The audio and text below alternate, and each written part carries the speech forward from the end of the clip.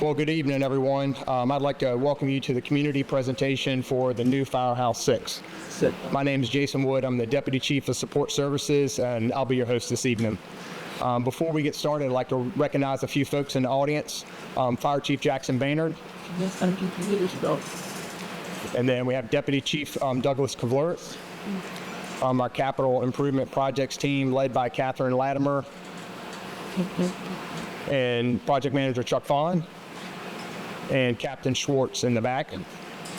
And then also the design team from Selmaha, we have Mr. Cahoon. From Kenbridge, we have Mike Bender. Mike. And Sarah Fila. Sarah. And from planning, we have Spencer Norman. Planning. So I'd like to thank everybody for being here. Also, we have the captain of Firehouse 6 has joined us this evening. So he's hiding in the back over there. That's Joey Plaster. He's the current captain of Firehouse 6, and he'll be the captain of the brand new Firehouse as well, moving forward.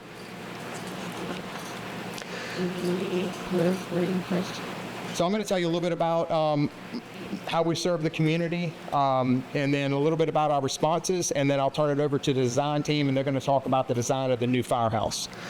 So for the Division of Fire, our mission is we're a community-driven professional public safety service organization. We're built to serve the community, and we serve it by following our core values of pride, and they're on our patch. And our core values are professionalism, respect, integrity, dedication, and empathy. And our values are very important to us. So as we serve the community, we're constantly reminded of our values and like how we deliver our service.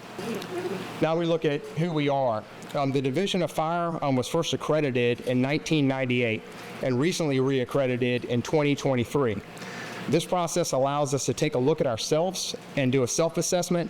It also allows for opportunities for improvement while being evaluated by a third-party verification process. We also have the highest ISO, and that's Insurance Services Office rating of Class 1 since 2015. The ISO field representatives use this rating when reviewing the community protection capabilities.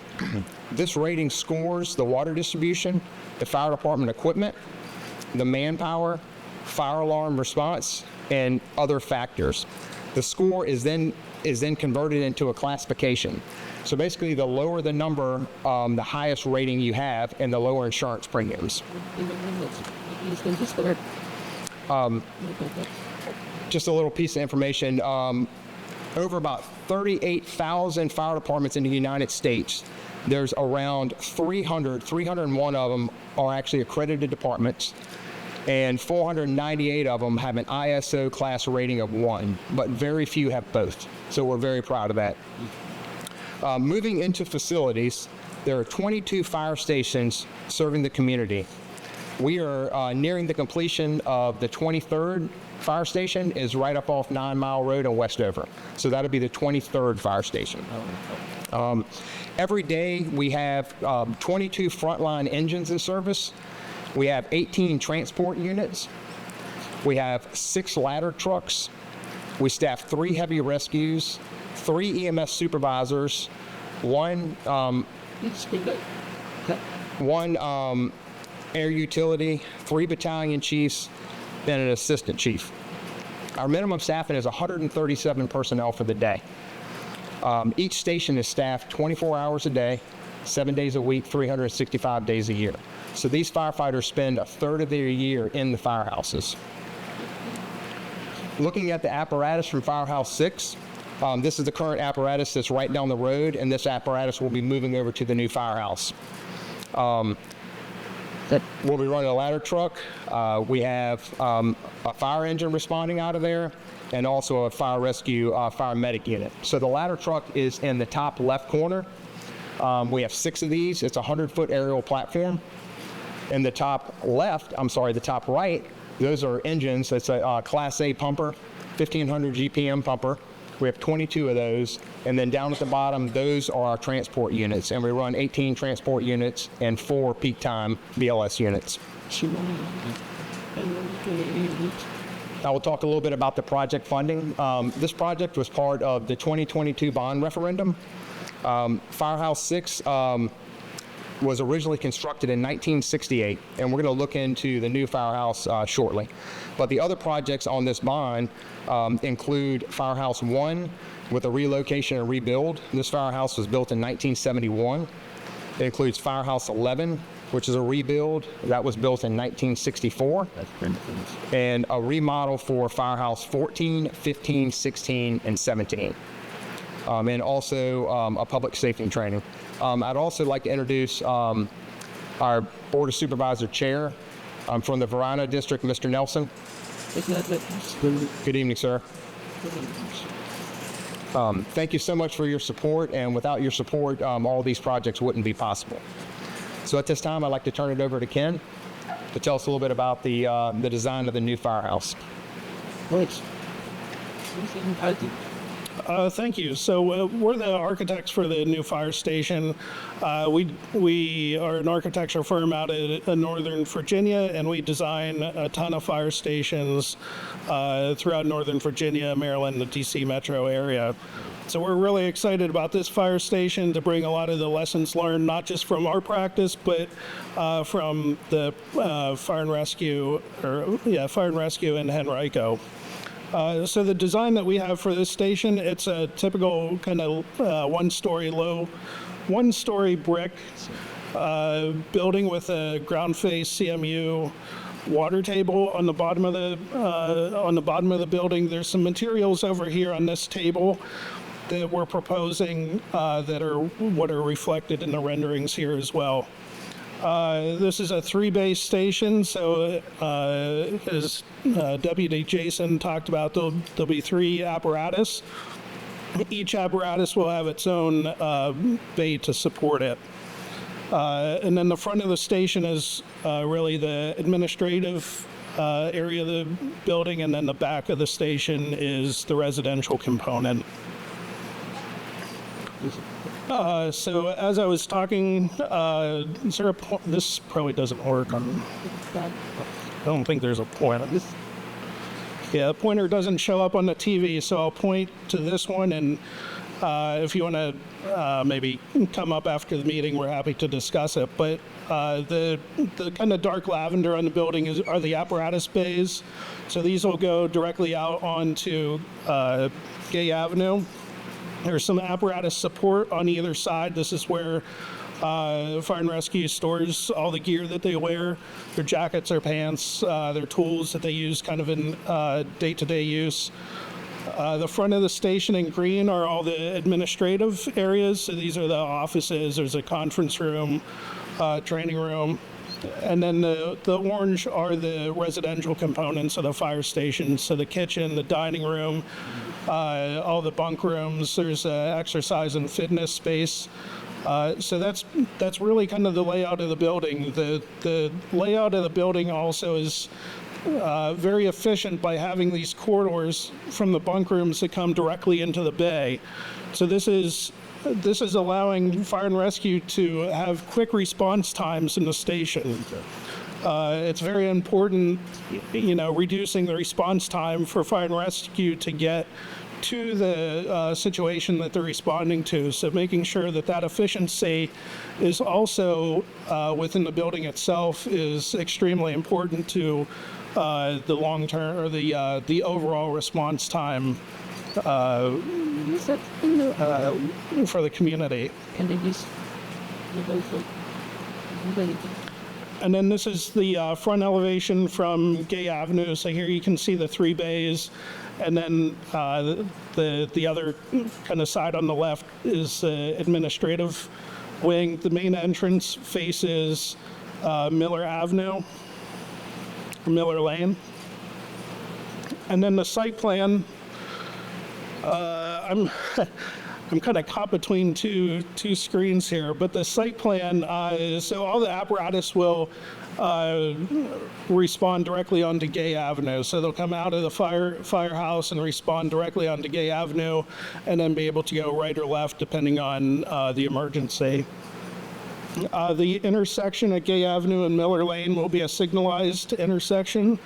So we are proposing to put traffic signals at that intersection. I understand it's a very busy intersection. It's a great idea. And then with that too, we'll add a turn lane that comes, so when the fire trucks or fire apparatus are coming back into the station, they'll come from Gay Avenue, turn onto Miller Lane, and then there's a dedicated turn lane that allows them to come kind of around the back side of the station. The primary entrance for parking for both visitors and for staff is off of Miller Avenue, kind of in the middle of the parking area. And then the rest of the site is kind of stormwater management and landscaping. We'll try to, retain as much of the kind of the treat area that we can. But that's the general layout of the site. Am I missing anything? How about sidewalk that you show in front of the station? How far is that sidewalk going to extend down Gay Avenue? For our project, it's only going to extend to the property line. I don't know if there are plans. That would be a great question for our planner that's here, probably. Well, If there are any plans to go beyond that. a sidewalk in between Laburnum and Miller's, but it would be nice if there was a sidewalk that ran further down Gay. I live in the apartments like there will be views, and a lot of people will walk up to White Oak, and it would be nice to have the sidewalk at least close Okay. down Gay. Okay. We can definitely note that. Yep. On the typical plan of development process, the county required us to put the sidewalk where our property line start and end. So both sides. So on the Gay Avenue, you have a sidewalk where you have Laburnum is continues to go that route. But on Gay Avenue, actually you have a 6-foot walk path, like a trail path, that continues to the end of the property. So I hope you answer your question. So this shows the current Firehouse 6 location, which is right across the street from White Oak Village, at the corner of Jan and Laburnum Avenue. And then it shows the new Firehouse location, which is at the corner of Miller's and Gay Avenue. As far as the production timeline, right now we're in the design phase. That should wrap up, fall, winter of 24. We should move into the construction phase, spring of 25, and then we should occupy the building in spring of 26. So pretty aggressive timeline.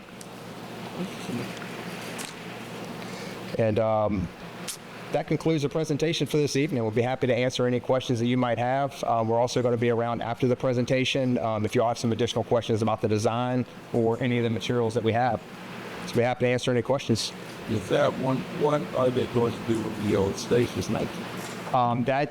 That's to be determined. The question was, what are they going to do with the old station? So it's still county property. I'm not sure right now. Exactly. Just, Mayor? Oh, I just said that would be nice. Yep. We can find that out for you. I'm still excited about some things. The stoplight. I have a question. Yes, How ma'am. long would it take you guys to develop the lights, the traffic lights at that corner? So what part of the construction process Yeah, are they going to what be part? operational? Yes. Yeah, Chuck might be able to answer that, but usually what they'll do is they'll flash them for a while so people can get used to the lights being there before they start cycling. But I'm not exactly sure is the exact timeline when that'll come up. I'm not sure if we know that yet. The entire permitting process is kind of tied into this final occupancy permit. So normally we don't get that actually activated until you go through the inspection process. We also go to testing, and Department of Public Works usually have the requirements to do the test run, just like the VDOT road. They will do that at least 60 days before you actually activate the traffic signal. So that all comes together toward the end of the project.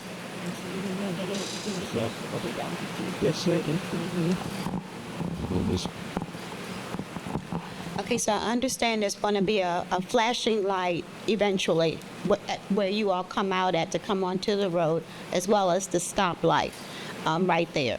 Now, my only other concern is when you're going towards Laburnum, there's a lot of people coming out of different cuts through there. The shopping center on one side, Goodwill on one side, along with furniture stores. It can get real busy right there with all that going on. Is it possible a flashing light or something could be there? Because sometimes those folks will come out on you, and they don't, they don't stop. I mean, you're coming from Laburnum and Gay, and they're coming out. It's dangerous. Yeah. I agree. So we can look into it to see if there's possibility of additional lights up there. Are you talking about up towards a shopping center near Gay Avenue in Laburnum? Yeah, Gay, we're so far. Okay. I don't know if you have any other information. Normally, our Apparatus equipment, they equip with the Opticom activation. So when the fire truck get into the intersection, usually they will pick the signal, then the light will be turned off and on to the red. Yeah. Talking about this little tiny flashing lights. The additional Everybody stops. It told me to burn. People are not in shopping sectors. Just in general for vehicles or for the fire department response? Yeah. Well, They'll try to beat you. Well, so our drivers, as they approach the intersections, I mean, they use caution. So, like, they'll back down their speed. They'll go slow to make sure all the intersections are controlled before they go through them. So, like, if the cars aren't stopping, then, like, we're going to stop. You know, talk about Yes, ma'am. the light or anything, and this yeah. Yeah, there's a lot of activity there. Yes, ma'am. Personally, I'm not concerned about how the fire truck or the ambulance is being driven. I'm concerned about the idiots that don't stop with the red lights or the blue lights or anything. Yes. They just, Yeah, it's my turn. it's always a concern. Well, the key one first. Yep. Have I said it? Question back there? Yeah, as far as during construction, so are we going to have a gate like on Miller Lane and on Gay Avenue? How are they going to come and go? Because that's a pretty blind corner coming from Gay towards Laburnum. So are we going to have like somebody out flagging in the street? What's that going to look like? As far as the construction access points, As far as during construction, yes. you're going to use just a normal drive access. Yeah, normally we have the construction entrance that where allow the construction truck get in and out to the site. When they work in the right of way, what I mean by the road work, that associated with road work, you have to have a flag man, basically all the sign signal for people to know that there's construction activity. That's a safety process that usually the contractor will implement a part of the approval process. Mike, you can add to. Our intention would be to have a construction emphasis mostly in this area off of the road. So that would be why so hopefully we can get away from that intersection a little bit to get in and out and not just that intersection overall. A little bit less traffic down there. Yes. Is there going to be plans to widen Miller and Gay Avenue at that intersection? I believe for the turn lane, right? I believe just a turning lane on Miller Lane only, where the truck coming back from the response time and return to the Bay Area. But because the Gay Avenue only have one left turning lane and one straight lane, so this meet the current requirement for the county design. So yeah.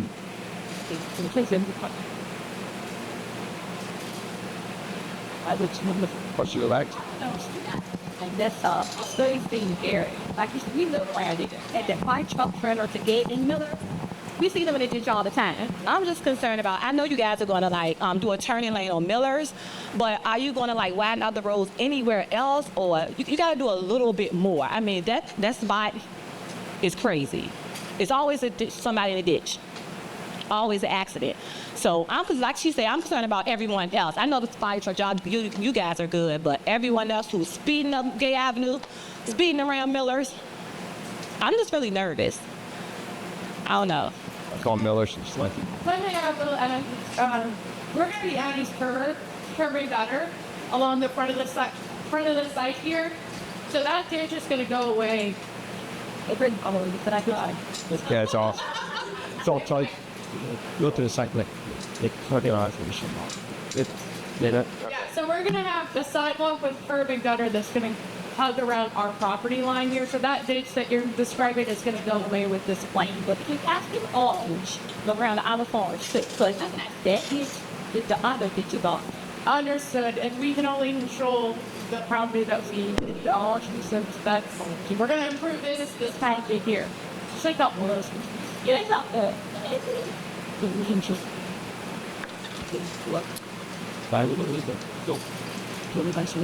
Any other questions?